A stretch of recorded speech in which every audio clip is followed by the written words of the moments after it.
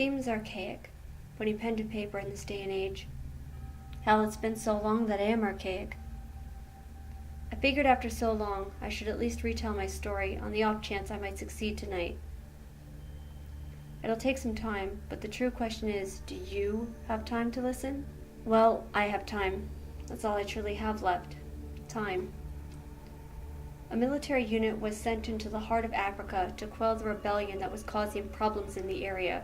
They had holed themselves up in an area that locals feared and only spoke of in hushed whispers. My squad was sent to kill or disperse of the rebels, and for years I have cursed that day. Why did I ever volunteer for that mission? Why did I allow myself to such a terrible burden? As they say, the road to hell is filled with good intentions. The valley they had chosen was well defended, surrounded by rocky walls, covered by thick foliage, and only accessible by a thin crevice from underground. This place was a natural-formed fortress. Legend says that this place was once home to a man, a woman, and their many daughters. The woman was young and beautiful, and their children were equally so. As the years went by, the mother began to age, and the children grew more and more beautiful. One night, the eldest daughter and the mother were speaking in private, as they often did. The daughter claimed she was more beautiful than her mother. Her mother laughed and told her that her beauty was unmatched, but the daughter persisted and persuaded her to look into a nearby stream to see for herself. When the mother did, she was horrified to find that she was indeed less beautiful than her daughter. Time had given her wrinkles, white brittle hair, and cloudy eyes. In a fit of rage, she grabbed her daughter by the throat and shook her. She shook her, screaming at her that she had stolen her beauty. The daughter tried to fight back, but quickly succumbed to her once loving mother. After she was dead, the mother looked once more into the stream and saw her beauty returned. Overjoyed, she returned to her home, claiming that the eldest daughter had left to find herself a husband. Years passed, and once again the mother began to age. Slowly at first, but then faster and faster she aged, growing feebler with each passing day. Again she took the now eldest daughter to the stream and spoke to her. Before the daughter could say a word, she was strangled by her mother, and as her life faded away, her mother's beauty returned. Again and again she did this until she was left alone with her husband. One day the husband went for a walk with his wife and came upon the same stream. As they spoke, he tripped on what he thought was a root. When he examined it, he saw it was a bone. The mother insisted it was merely an animal bone, but her husband continued to look and soon found the remains of all his daughters. Enraged, he took a look at his wife and saw that she was reaching for his throat as well. He quickly subdued her and then trapped her in a small cave at the far end of the little valley. He prayed to the gods to curse her with the immortality she so desperately wanted. The gods obliged him, and since that day a small stream flowed from the cave. It was said to be the mother's tears of sadness, regret, anger, and even madness that flowed from that cave, from the woman cursed with immortality. When my squad arrived at the cursed place, we knew nothing of the legends. We knew our mission and nothing else mattered. However, fate really has the same goals in mind for those it has power over. When we arrived, the rebels' camp was destroyed. The smell of blood and gunpowder pervaded the air. We found bodies that were riddled with spears, knives, or cut to ribbons. Nothing made sense. It was like the scene out of a western. We searched but found no sign of whom or what could have done this. We stopped our search by a stream and radioed our findings. I knelt by a stream and drank heartily, washing my face and hair as I waited. As we awaited a reply, a soldier from my left let out a gurgling choke. The spear had made its way through his throat. We immediately took arms and searched for who had thrown it. More spears flew, and 2 more soldiers fell dead. The remaining 3 of us ran towards the exit. War calls could be heard behind us and ahead of us. I ran for all I was worth, passing my comrades to reach the exit, only to find the exit blocked by 2 men dressed in black. I opened fire with my gun and cut them down as I ran through the entrance. I looked back. To my dismay, I saw my friend speared and decapitated behind me. I pulled a grenade and threw it at the entrance with a scream of hatred. It did its job and a small entrance collapsed on itself, but not before a spear was thrown and caught me in my chest. By some divine luck of the thrower, it missed my protective plates and ran me through. I collapsed on the cavern floor, bleeding profusely and screaming with all my might. I was trained in basic first aid, but I ignored everything I had been taught and pulled the spear out of my chest. I could tell by the blood I had lost I'd be dead before I'd make it out. I did my best to staunch the bleeding and took some morphine to bring down the pain. After that, I slowly got to my feet and stumbled into the light before collapsing, welcoming the blackness that surrounded me. I awoke in a hospital bed hours later. Astonished, I sat upright and tore at the bandages till I saw the scar. A thin line over my heart was all that remained of the ghastly wound. I must have been babbling for quite some time because a nurse soon came over to ask what was wrong. I was stabbed through the heart with a spear. I can't be still alive. It's impossible! I screamed, anger bleeding through my words. Sir, you had a simple slash wound. It's barely reached your ribs. Please calm down, she replied. I couldn't believe it. I ran from the hospital as soon as I was dressed. I booked the first flight I could find from that horrible country back home. I hitchhiked home and I never spoke of what happened to me. I couldn't face it. I couldn't believe that I had nearly died that day. My dreams were haunted from that day on. I saw the spear impaled through my body again. I saw the remains of my comrades reaching out to me.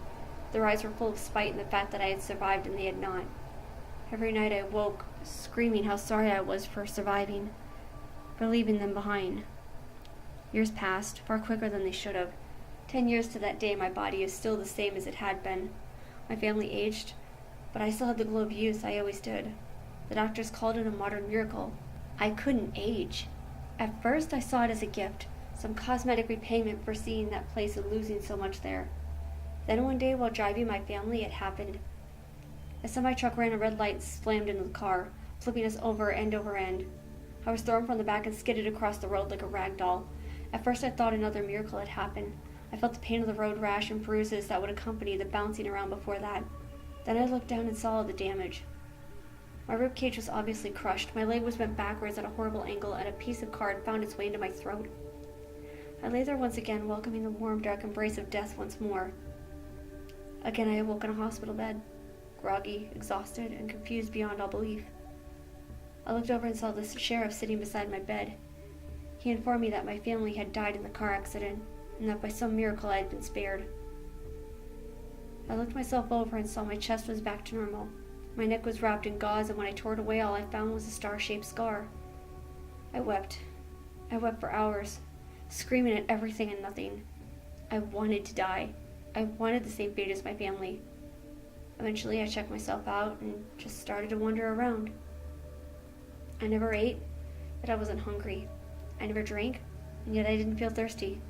How many years went by? I'll never know. 60? 70? I stopped keeping track.